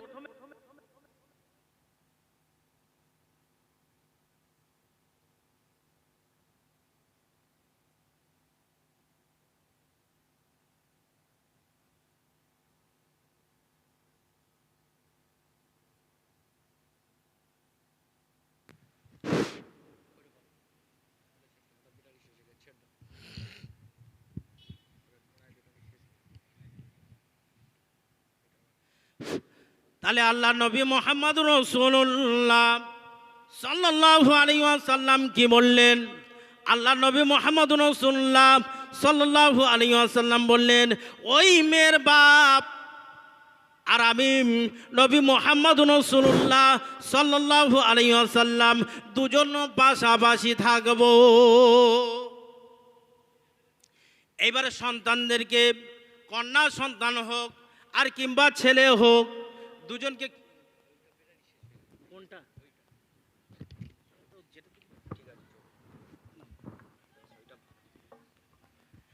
তাহলে আল্লাহ নবী মুহাম্মদ রাসূলুল্লাহ সাল্লাল্লাহু আলাইহি ওয়াসাল্লাম বললেন, কন্যা সন্তান হোক আর মেয়ে সন্তান হোক, সুন্দর নাম রাখো, ছেলে হোক আর মেয়ে হোক। কিন্তু মসজিদের ইমাম সাহেব, মুফতি সাহেবদের কাছে যদি গিয়ে জিজ্ঞাসা করা হয় যে আমার নাম, মেয়ের নাম মেয়ে হয়েছে, মেয়ের নামটা কি রাখবো, তা বলবে তোমার মেয়ের নাম রাখো ফতেমা। বলে ওই বুড়িদের নাম বুঝি রাখে? ছেলে যদি বলা হয় যে ছেলে হয়েছে, বলে ওর নাম রাখা আব্দুর রহমান। বলে ও বুড়োদের নাম রাখা যাবে না। নাম রাখছে কি লালটু, নাটবল্টু, শোলবল্টু, এইসব নাম রাখছে। মেয়ে হয়েছে নাম আবেদা, জবেদা, সবেদা, এইসব নাম রেখে দিচ্ছে। বিউটি, পিউটি, কিউটি, এইসব নাম রাখছে। আল্লাহ নবী মুহাম্মদ রাসূলুল্লাহ সাল্লাল্লাহু আলাইহি ওয়াসাল্লাম বলছেন, কিয়ামতের ময়দানে মহা মুসিবতের দিনে যখন তোর ডাকা হবে, ওর নাটবল্টুর বাপ আয়, উঠে আয়, একটাবার টাইট করি তোর, সেদিনে তোর অবস্থাটা কি হবে? সেজন্য সন্তানদেরকে সুন্দর নাম রাখতে হবে ফার্স্ট। তারপরে সন্তানদেরকে আকিকা করতে হবে 7 দিন এবং 21 দিনের মধ্যে। 7 দিনে অবশ্যই তাদের আকিকা করতে হবে, যদি না পারেন 21 দিনে। তারপরে তাদের কি করতে হবে? খাতনা। খাতনা করার পরে তাদেরকে কোরআনী শিক্ষা দিতে হবে। আর আমরা তাদেরকে শিক্ষা দিচ্ছি অতে অজগরটি আসছে তেড়ে। আল্লাহ নবী মুহাম্মদ রাসূলুল্লাহ সাল্লাল্লাহু আলাইহি ওয়াসাল্লাম বলেন, ভয় দেখানো হলো প্রথমবারে। এই পালাবা পালাবা। তাহলে ভয় দেখানো হলো প্রথমবারে, অতে অজগরটি আসছে তেড়ে, আর ভয় দেখানো হলো তার প্রথমবারে। আতে কি হবে? আমটি আমি খাবো পেড়ে। মালদাতে জলসা করতে গিয়েছিলাম। মালদায় বিখ্যাত কি? মালদায় বিখ্যাত আম। বস্তা বস্তা আম পড়ে আছে, কারোর মনে হয় না যে একটা আম গুড়িয়ে নিয়ে যায়। আর আমাদের দেশ অঞ্চলের এত ভদ্র ছেলে, গাছের ডালটা যদি পাঁচিলের একটু বাইরে থাকে, তো সরকার এখন যা করেছে, বই নিয়ে যাওয়ার পরিবর্তে স্কুলে তো বাসন নিয়ে যায়। বই নিয়ে যেতে ভুলে যাবে, তো বাসন নিয়ে যেতে ভুলবে না। তো ওর ভিতর করে কি করে একটা করে ঢিল নিয়ে গিয়ে প্রত্যেক দিন রেম করবে, কখন এই আমটা নেবো, কখন এই আমটা নেবো। এত ভদ্র ছেলে আছে না নেই আমাদের গ্রাম অঞ্চলে? কিন্তু কিন্তু ওখানে ওই রকম ব্যবস্থা নেই। কেউ কোনো গাছের গোড়া থেকে একটাও আম নেয়নি। আর আমাদের দেশ অঞ্চলে শিক্ষা দেওয়া হচ্ছে অতে অজগরটি আসছে তেড়ে, আতে আমটি আমি খাবো পেড়ে। আতে আমটি আমি খাবো পেড়ে, যদি নিজের গাছে না থাকে পরের গাছে চুরি করে খাবো, এই শিক্ষা দেওয়া হলো। কি শিক্ষা দিলেন? যদি নিজের গাছে না থাকে পরের গাছে চুরি করে খাবো, আতে আমটি আমি খাবো পেড়ে, এই শিক্ষা দিয়েছেন। ওসব শিক্ষা বন্ধ করে দিন, সন্তানদেরকে শিক্ষা দিন। অতে ওযু করে নামাজ পড়ো। সন্তান ভালো হবে না খারাপ হবে বলেন? আতে আজান শুনে জামাত ধরো। আর একটু আগে কি শিক্ষা দিচ্ছিলেন? আতে আমটি আমি খাবো পেড়ে, এ শিক্ষা না। তাহলে অতে ওযু করে নামাজ পড়ো, আতে আজান শুনে জামাত ধরো। হসে ইমাম সাহেব নামাজ পড়ায়, দীর্ঘয়ে ঈদগাহের মাঠ পবিত্র স্থান। হসে উঠে পড়ো খুব সকালে, দীর্ঘয়ে উষাকালে আজান তালো। লিতে ঋণের বোঝা হয় না মাপ, লিতে লিয়ের ব্যবহার দেখা যায় না। এতে এসার নামাজ রাত্রে পড়ি, ওইতে ঐক্য শিক্ষায় জীবন গড়ি। ওতে ওজনে ফাঁকি মহাপাপ, ওতে ঔষধে ভেজাল অভিশাপ। এইগুলো যদি সন্তানদেরকে শেখানো হয়, ভালো হবে না খারাপ হবে? জোরে বলেন, ভালো হবে না খারাপ হবে? সন্তানরা ভালো হবে। এইবারে শিক্ষা দিচ্ছেন কতে কাকা তো আর মাথায় ঝুঁটি। এ স্মরণ করে যে দেখেছেন ছেলেরা, পিছনে পুরো একদম মিলিটারি কাটিং, আর সামনে দিয়েছে বড় বড় চুল রেখেছে, একদম চোখ চাপা পড়ছে এক একজনার। এই ঈদের সময় দেখেননি যত ইয়ং ছেলেরা চুলের কাটিং গুলো দেখেননি, পিছনে সব একদম মিলিটারির মতো জিরো করে দিয়েছে, আর সামনে আপনার এত বড় বড় চুল রেখেছে যে চুল ঢাকা পড়ছে, চোখ ঢাকা পড়ে যাচ্ছে। আমি জলসা করতে গিয়েছিলাম আপনার নদিয়া থেকে বাংলাদেশ বর্ডারের কাছাকাছি। তা ওখানে আমার গাড়ির ড্রাইভার রাস্তা গুলিয়ে ফেলেছে, চৌমাথায় রাস্তা গুলিয়ে ফেলেছে কোন দিকে যাবে। তা আমাকে বলছে হুজুর কোন দিকে যাব বুঝতে পারছি না। তা আমি বললাম দাঁড়া, ভালো করে ঘুমটা তুই কাটা, চোখে পানি দিয়ে 10 মিনিট পরে তুই আবার গাড়ি স্টার্ট কর, তারপর দেখছি। এমন সময় বলছে হুজুর ওই একজন যাচ্ছে, ওকে জিজ্ঞেস করব। দেখি না তার মাথার সামনে বড় বড় চুল আর তাতে লাল রং করা। এই লাল রং এটা ডেঞ্জার না ভালো? জোরে বলেন, এটা ডেঞ্জার না ভালো? ডেঞ্জার।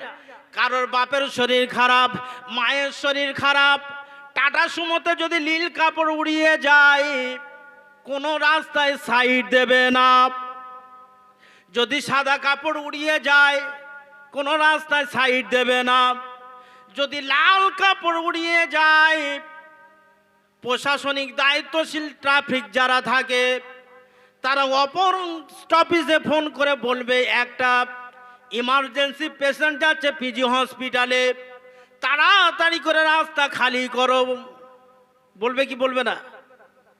তাহলে ও লাল মানে ডেঞ্জার। আমি বলি ভাই রে, তুই যাকে জিজ্ঞাসা করছি ও সামনে বোর্ড মেরে রেখেছে ডেঞ্জার, খবরদার আমাকে জিজ্ঞেস করিস না, জিজ্ঞেস করিস না। আর ওর কাছে জিজ্ঞেস করলে তুই ভালো রাস্তা পাবি না। কি অবস্থা দেখে। আল্লাহ নবী বলেন এমন একটা জামানা আসবে ছেলেরা মেয়েদের ড্রেস পরবে আর মেয়েরা ছেলেদের ড্রেস পরবে। হচ্ছে কি হচ্ছে না বাপ? হচ্ছে না? তার প্রমাণ আমি বারুইপুরে স্টেশনে টিকিট কাটবো বলে দাঁড়িয়েছি লাইনে, আমার সামনে একজন দাঁড়িয়ে আছে, একটা গেঞ্জি আর স্যুট পরে, হাতে হিন্দুস্তান টাইমস একটা ইংলিশ পত্রিকা। তার টিকিট কাটা হয়ে গেছে, খুচরো পয়সা নিতে লেট হচ্ছিল। আমি বলছি দাদা এইবারে একটু সরে দাঁড়ান। তা মুখের দিকে তাকিয়ে বলছে আমি দাদা না আমি দিদি। সর্বনাশ। অর্থাৎ সে মেয়ে ছেলে পুরুষের ড্রেস পরেছিল, আমি বুঝতে পারিনি। বর্তমানে ছেলেরা কি করেছে, পাঞ্জাবির সাথে ওড়না ব্যবহার করতে শুরু করেছে। তাহলে নবী মুহাম্মদ রাসূলুল্লাহ সাল্লাল্লাহু আলাইহি ওয়াসাল্লাম কি বললেন? আল্লাহ নবী বললেন এমন একটা জামানা আসবে, ওই জামানায় পুরুষেরা মহিলার ড্রেস পরবে আর মহিলারা পুরুষের ড্রেস পরবে।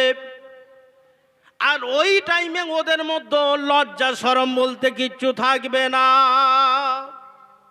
আছে?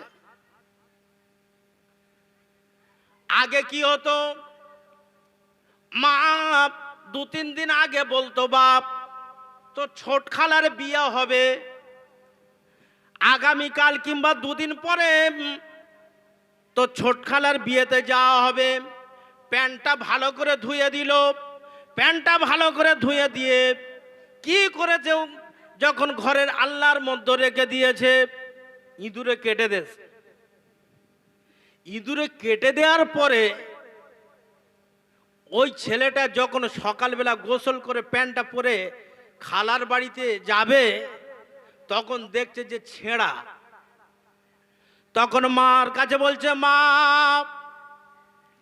আমি আর খালার বিয়েতে যাব না, কেননা ওই খালার বিয়েতে কত মাস্টার আসবে, ডাক্তার আসবে, উকিল আসবে, কত শিক্ষিত মানুষ আসবে, তার সামনে আমি কি করে বেহায়ার মতো ছেঁড়া প্যান্টটা পরে যাব।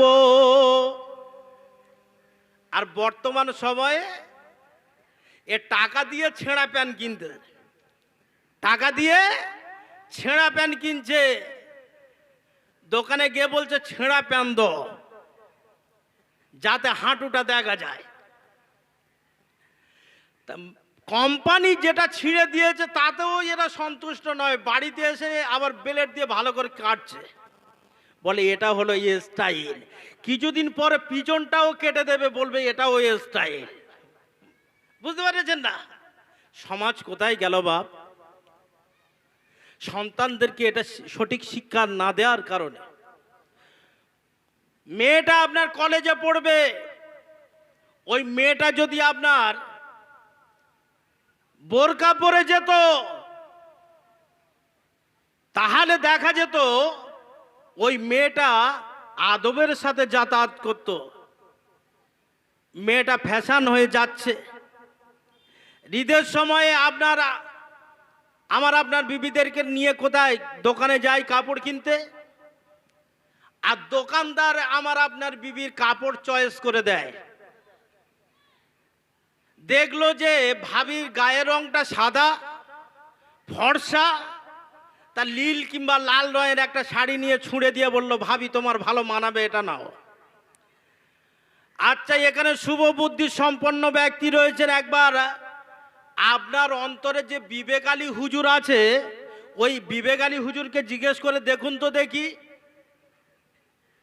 যে আপনার স্ত্রীর কাপড় কিনে দেওয়া হবে, ভালো মানাবে, এই কথাটা বলার হক একমাত্র কার আছে? কার আছে? ভালো মানাবে তোমার, এটা কার অধিকার আছে বলার? জোরে বলেন। স্বামী, একমাত্র স্বামীর হক আছে যে এটা ভালো মানাবে, তুমি এটা পরো। একটা দোকানদার বলল ভাবি তোমার এইটা ভালো মানাবে, তুমি দাঁত বার করে হাসলে, তুমি একবারও বুঝতে পারলে না যে এটা আমার আদবের খেলাফ হলো। বুঝতে পারলে? সন্তানদেরকে তাহলে কি শেখাবেন? কাতে কাকা তো আর মাথায় ঝুটি এসব নয়, খতে খড়গোষ্ঠী পালায় ছুটি এসব নয়। সন্তানদেরকে শিক্ষা দিন, কাতে কোরআন পড়ো মধুর সুরে, খতে খুতবা পড়ো পড়ে ইমাম দাঁড়িয়ে দূরে, গতে গোনার কাজে থাকবো না আর, ঘতে ঘুষ নিলে সে হয় গোনাগার, ওতে ওয়ের মতো টুপি পরি, চতে চিন্তা ভাবনা করে চলি, ছতে ছোটর প্রতি ভালোবাসা, বর্গিন জয় জান্নাতে যাব সবার আশা। এই জিনিসগুলো যদি সন্তানদেরকে শেখাতা, সন্তান ভালো হতো না খারাপ হতো বলেন? এদিকে তাকান, সন্তান ভালো হতো না খারাপ হতো? সন্তান ভালো হতো। সেই জন্য আমার ভাইয়েরা, সন্তানদেরকে সুন্দর শিক্ষা দিতে হবে। আমি বুঝতে পারছি না যে আপনারা সামনে এতটা ফাঁকা রেখে কেন পিছনে চেয়ারগুলো দিয়েছে। একটু সামনের দিকে এগিয়ে আসুন, সামনের দিকে এগিয়ে আসুন, একটু গ্যাপটা পূরণ করুন। ভাই কমিটির কারা আছেন একটু গ্যাপটা পূরণ করেন, চেয়ারটা সামনের দিকে এগিয়ে নেন। অত দূরে থাকলে কথা বলতে ভালো লাগে? সামনের দিকে সরে আসুন, আসেন সামনের দিকে সরে আসেন।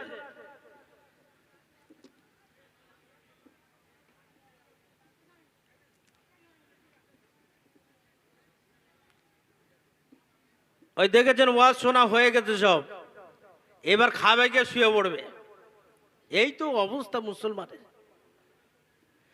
আচ্ছা, এই রকম সময় সুযোগ আর পাওয়া যাবে বলে মনে হয়? আগামী বছর এই রকম দিনে আপনারা আবার বসতে পারবেন তার কোনো গ্যারান্টি আছে? পিছন দিকে বসে আছে, আমি প্রথম থেকে রিকোয়েস্ট করলাম সামনে আসুন।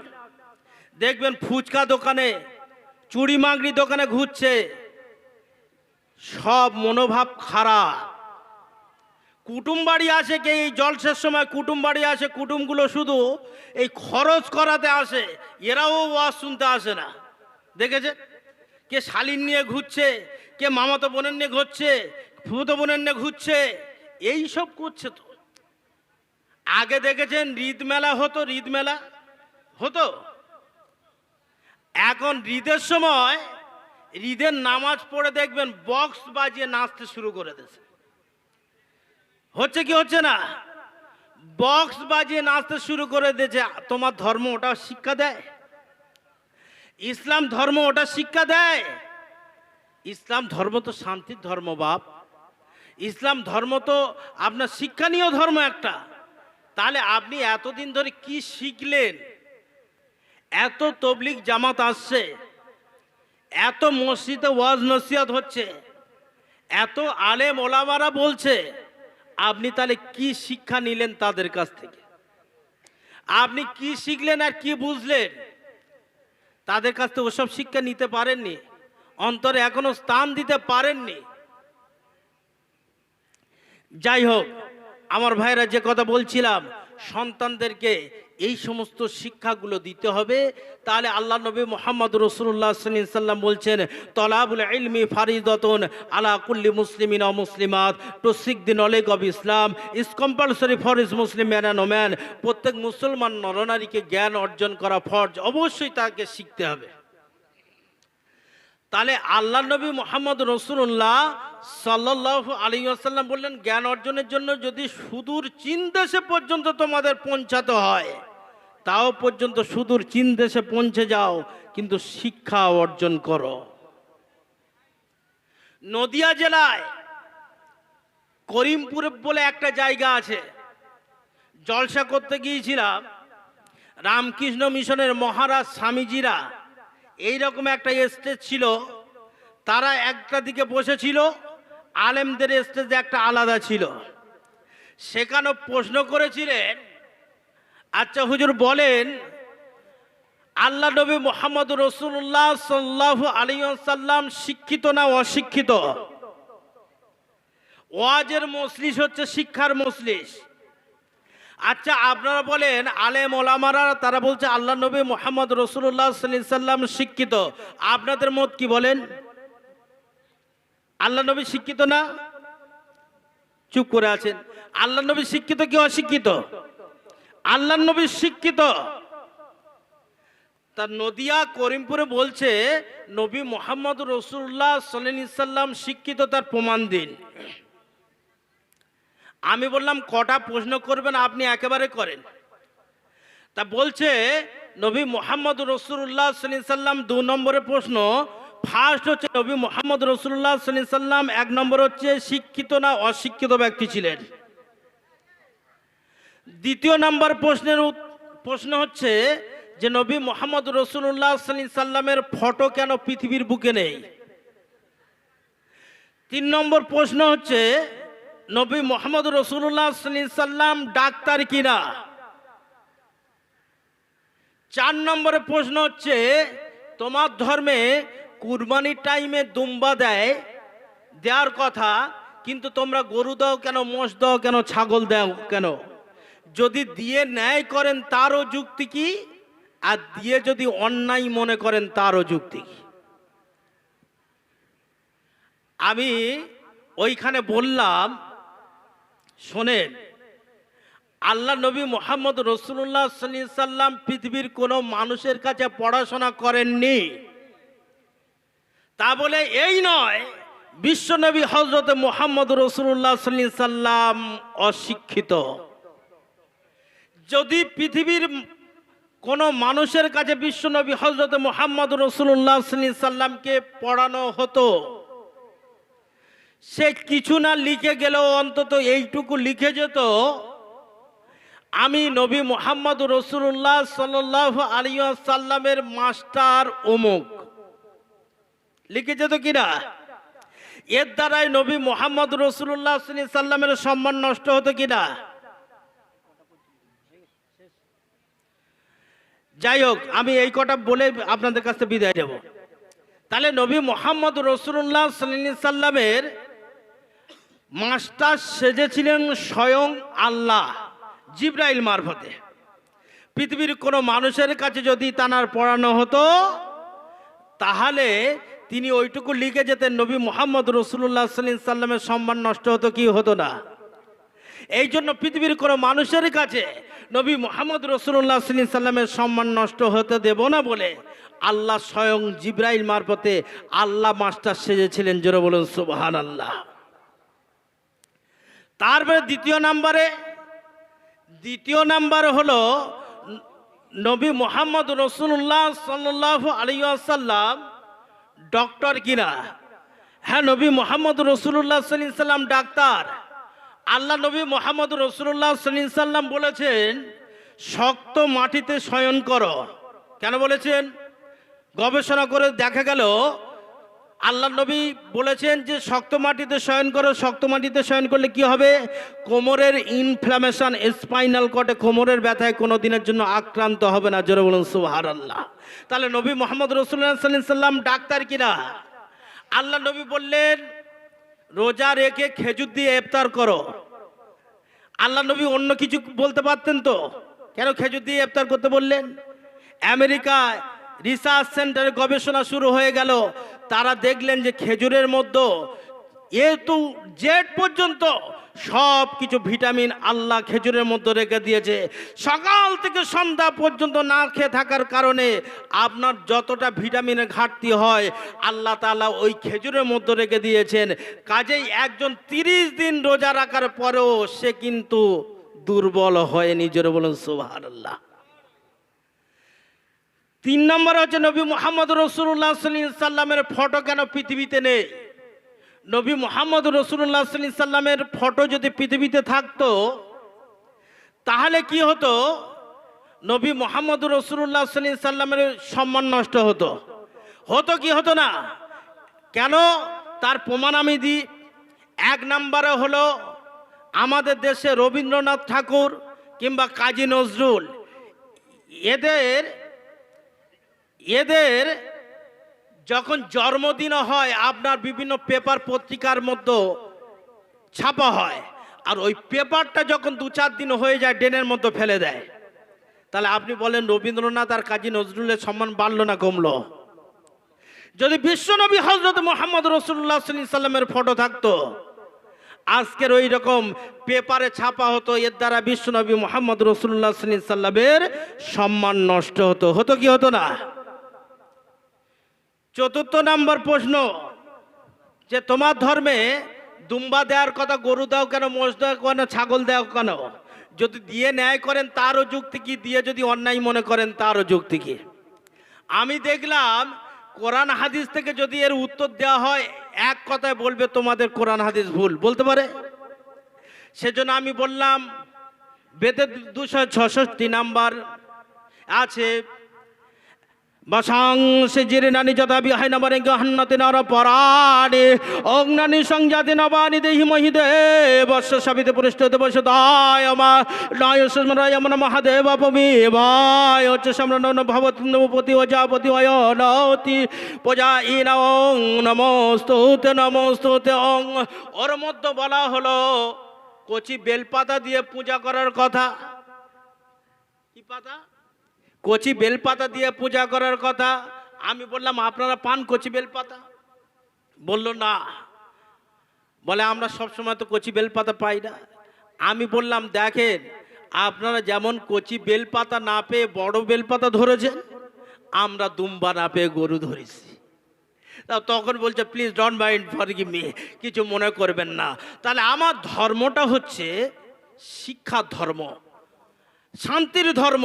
ইসলাম means peace of resignation, technically when applied to religious it means complete resignation to Allah. শান্তির ধর্ম, সাম্যের ধর্ম। তাই সেই জন্য সন্তানদেরকে বেশি বেশি করে শিক্ষার দিকে তাগিদ দিন। সন্তানদেরকে শুধু আরবি পড়াবেন না, আমি বলে যাচ্ছি বারবার। আরবি পড়ালে কোরআন হাদিসের দিক থেকে পণ্ডিত হয়ে গেল, কিন্তু বাংলা ইংলিশ ভালো না জানার কারণে পৃথিবীর বিভিন্ন জায়গায় তাকে ঠকতে হয়। একটা ছুরি দিয়ে 1000 মোষ জবাই করা যায়, আর একটা কলমের দ্বারায় লাখো মানুষের জীবন কেড়ে নেওয়া যায়, যায় কিনা? তাহলে শিক্ষার দাম বেশি না অস্ত্রের দাম বেশি? শিক্ষার দাম বেশি। তাই এই শিক্ষার দাম বেশিটা কে বলেছেন? নবী মুহাম্মদ রাসূলুল্লাহ সাল্লাল্লাহু আলাইহি সাল্লাম। আর আজকের বিদ্যাসাগর কি বলছেন? Education is the backbone of nation. শিক্ষা হলো জাতির মেরুদণ্ড। আর এই জাতির মেরুদণ্ড আজকে বিদ্যাসাগর বলছে। আর ওই বিদ্যাসাগরের বড় বিদ্যাসাগর যে নবী মুহাম্মদ রাসূলুল্লাহ সাল্লাল্লাহু আলাইহি সাল্লাম, তিনি তো বহু বছর আগে 1400 বছর আগে বলেছেন, তলাবুল ইলমি ফারিদাতুন আলা কুল্লি মুসলিমিন ওয়া মুসলিমাত, to seek the knowledge of Islam is compulsory for each Muslim man and woman. প্রত্যেক মুসলমান নরনারীকে জ্ঞান অর্জন করা ফরজ, অবশ্যই তাকে শিখতে হবে। সেই জন্য আমার ভাইয়েরা, আমার এই ক্ষুদ্র বক্তব্য এখানেই আমি শেষ করলাম। আল্লাহ যদি কোনো সময় আবার আনায়, আবার আপনাদের সামনে বক্তব্য রাখবো। সেজন্য আপনারা এই সমস্ত জিনিসগুলো মাথায় রাখবেন। মুফতি সাহেবও বললেন যে সন্তানদেরকে শিক্ষার দিকে আগিয়ে রাখতে হবে, তাহলে দেখবেন ওই সন্তানটা আদব শিখবে। বাম্মার সামনে কেমন মাথা নত করতে হয়, বাম্মার সাথে কেমন আদবের সাথে কথা বলতে হয়, আলেমদের সাথে কেমন কথা বলতে হয়, রাস্তায় চললে কেমনভাবে চলতে হয়, লেখাপড়া কীরকম করতে হয়, সবটা যদি সন্তানদেরকে প্রথম থেকে শিক্ষা দেন, তাহলে ওই সন্তানটা আশা করি আপনার জন্য কল্যাণকর হয়ে যাবে। আল্লাহ রব্বুল আলামিন আমাদেরকে প্রত্যেককে বেশি বেশি করে আমল করার তৌফিক নসিব করুক। জোরে বলুন আমিন।